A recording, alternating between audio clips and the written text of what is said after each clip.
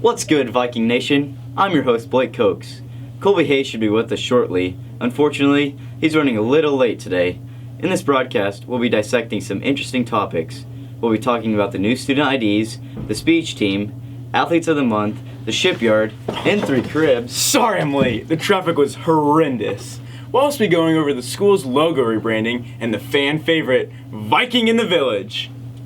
Hey, have you ever wondered why we don't have student IDs like most schools across the nation? No, not at all. Well, believe it or not, the new IDs just came in the mail. Let's go check them out. Northwest Administration and Student Council recently brought back the idea of having student IDs. When I first got here, for a couple years we had student IDs for all of our students, and then we kind of went away from it. The big push now was sort of a combination of things. I was approached by the Student Council who had an interest in it, and I asked what their interest was, and they said, well, not just as an ID, but also there's a lot of businesses downtown that give discounts to students who show their student ID. There are a lot of discounts that students can get for those, and also to show, like, if seniors are leaving for lunch, then they can show, oh yeah, I'm a senior, instead of like all these kids are leaving when they're not supposed to, so that helps prevent that. There were many factors in deciding whether or not all students would receive an ID. At first, we were going to have IDs printed up just for seniors to identify open lunch and people leaving at lunch, but we decided that since we were printing them for seniors, that we'd print them for everybody. We contacted the photographer who had this option available, and we asked her to provide ID badges for all students that got their picture taken on picture day. Even though the rules for the IDs are little to none, they will be enforced. There are no rules. The ID badges are a complimentary item that's going to be given to students for their use. If we're going to require all students to have them on them at all times, no, we don't have any such plan like that. I don't know if there were rumors out there that the administration was going to force everybody to wear them. They're just identification. Wow, those IDs are just fascinating if you ask me. Well, I didn't ask you. But anyways. Are you okay? Yeah, sorry, I can't really speak today. Speaking of speech, I hear Northwest Speech Team is starting to prepare for the upcoming season. Let's take a closer look at what speech is all about here at Northwest. Northwest Speech Team has been preparing themselves for this season.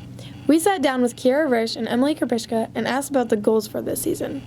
I think just encouraging everyone to become more involved in it and encouraging other members to do their best. We want to be able to watch everyone's speeches, and we all want to do really well at competition. We have Mr. Moore, the speech director, tell us about how the speech team is planning for the season. Speech is a lot of work, especially early on in the process and everything. So just kind of laying the foundation for events that we're going to start performing in December and fine-tune and hopefully give our best performances in March. The speech team is participating in several events, and Kiera explains the different types. There's humorous, serious, poetry, exempt, duet, OID. Mr. Moore elaborates on the first home meet. We actually have one home meet, and it's not till February.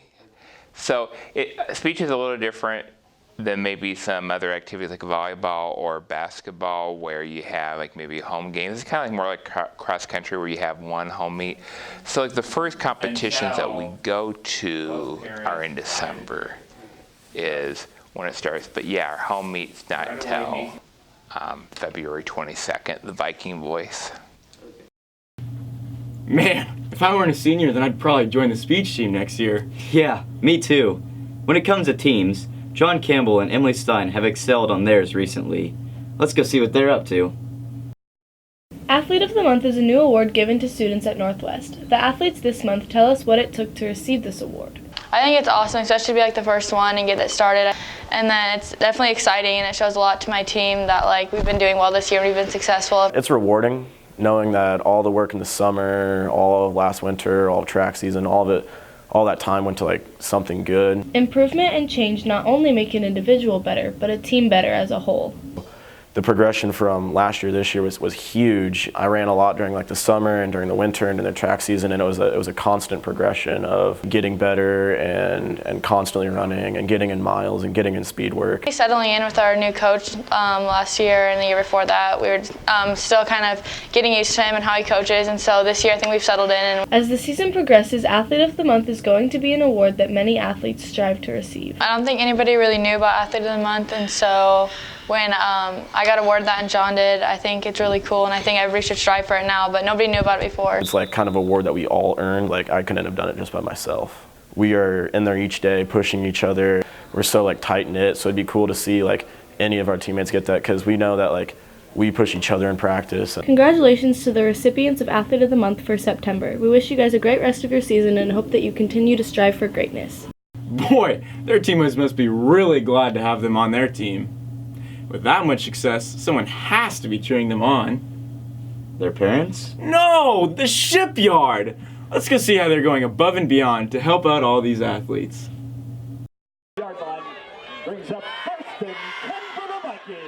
The Shipyard is the name of our beloved student section here at Northwest. Let's see how this year's leaders got their spot as the captains of the boat. Every year they pass it down, and the previous year Jared Fox had it, and he decided to give it to me, Colby, and Whitney.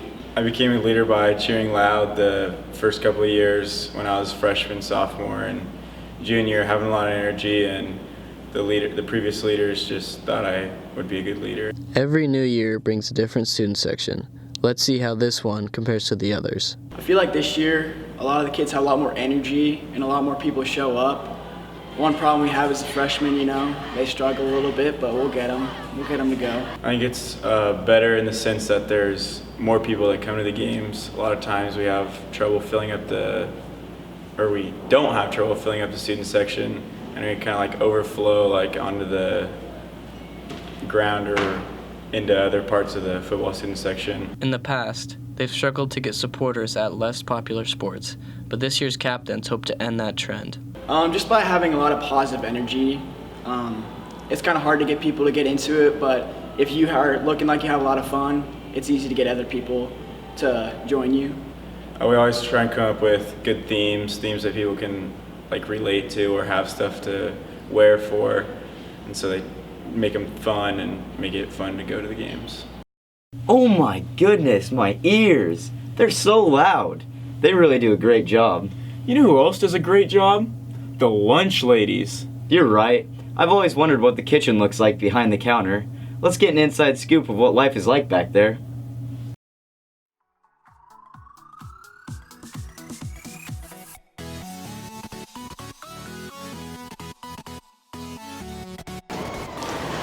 Hi, I'm Mandy. Welcome to our crib. Let me show you around. This is part of the place where people eat. And then all the way over here, there's tables all the way around. This is where you get your condiments for everything. Our silverware, ketchup, mustard, mayonnaise, everything.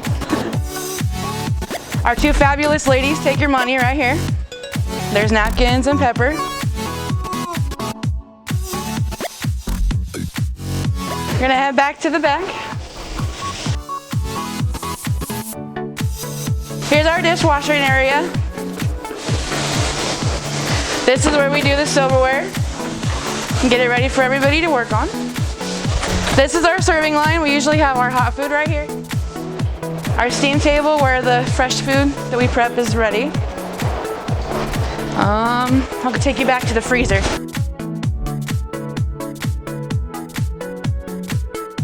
This is our freezer. This is where we keep our frozen food area to prep.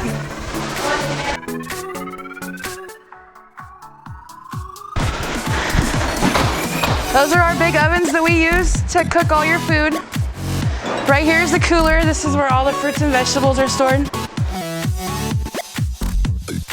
Here's the dry storage area. This is where all the canned food and everything like that is stored.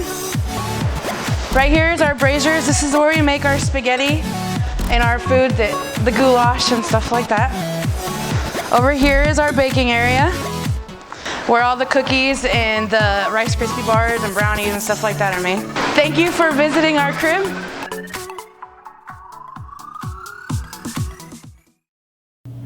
Hey, did you notice that logo in the background? Yeah, I did. I've noticed a lot of those around the school recently. I wonder what it took to get that sweet new design. Let's take an in-depth look at the new logo. Last spring, Northwest High School took a step into new territory and decided to retire the common Viking head logo you've seen for many years around the school. We sat down and talked with Mr. Sorensen, the school's activities director, about how Northwest has obtained their own trademarked logo. We started this, it was probably last spring, when we signed with BSN Sporting Goods. Part of it was that we had the opportunity to rebrand, to basically own our own logo. The one that you currently see, this is ours, it is trademarked to us. We were originally going to use our old mascot, but we found out that it was owned by some company in Minnesota. They didn't use it anymore, but they owned it. So then we went through an artist that BSN goes through, and they came up with some renderings of a new mascot. They asked, do you want a side profile? Do you want a 3/4 front profile? Do you want them looking tough, fierce, happy, whatever? I wanted our Viking to look distinguished, not so scary looking, just because of our fan base. And so this is what they came up with. The whole rebranding was free as far as on the front end, the design, working with the company. The other thing too is like this backdrop that you see, this was free. The banners that you see outside on the flagpoles, those are free. The new uniforms that they have this year, they have the new Viking head on the sleeve. Football team, the logo they have on their football helmet is the new Viking. And now the biggest thing is going to be incorporating that new logo, like on the wall mats in the gym, football uniforms that are coming up, softball and so forth. So that's going to take probably 3 to 5 years. One group, our athletic boosters, they have really taken hold of this. Some of our outside groups, we have parents that are willing to help, other businesses, so it's just a matter of time before we can get it all done. Reflecting back on it, some of our other schools that we play, I don't know if they have their own mascot, if they borrowed somebody else's, but I can honestly say that ours is trademarked to us. We just felt like, this is something we need to do. We need to have our own identity, our own brand, something that we can call our own. Wow, I really like that new design. Yeah, me too, but there's only one thing that I like more than that, and that's Viking in the Village, baby! Welcome back to Vikings in the Village. I'm Damon Bennett. Today's question is, if you could give a wedgie to any historical figure or celebrity, who would it be and why? Betty White. Why? Oh.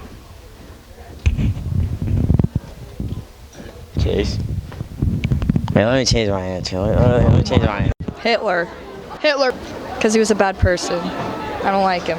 Who would it be and why? Steve Carell, because he plays Michael from The Office, and he's just one of my idols, and I would really just want to meet him and then wedgie him at the same time. No, God! No, God, please, no! No! No! Danny Duncan. Why? Virginity rocks. There we go. Past President Clinton for sure. And why is that? Well, with his history. All right. Johnny, they asking you a question? Mine will definitely be better. I'm giving a wedgie to somebody. My wife would probably want me to give President Trump a wedgie just for kind of giggles and stuff like that. It'd have to be somebody that I think would be comical. Can I give Jack a wedgie? Can I give Jack Butler a wedgie? Absolutely, yes. He's not a celebrity. Sure he is. He kind of is. He's kind of a big man on campus. So I'm giving Jack Butler a wedgie. All right. Thank you. If you could give a wedgie to one historical figure or celebrity, who would it be and why? Myself, because I'm already famous. There we go. Awesome. Honestly, any sitting president. Doesn't have to be the current run, doesn't have to be a former one. I just want the challenge of approaching the president, because you can't just run up there and give him a wedgie. There's security standing everywhere. Security scare in the nation's capital. This man jumps over the White House fence as the first family celebrates right inside. Elmo. Why? Because he doesn't have pants or underwear. All right then. Probably Mr. Krabs. Why? That's where he Because I just want to hear what he would say, what kind of noise he would make. Oh yeah, Mr. Krabs. Thanks for joining in. I'm Colby Hayes. And I'm Blake Kokes. And it's been another N3 broadcast.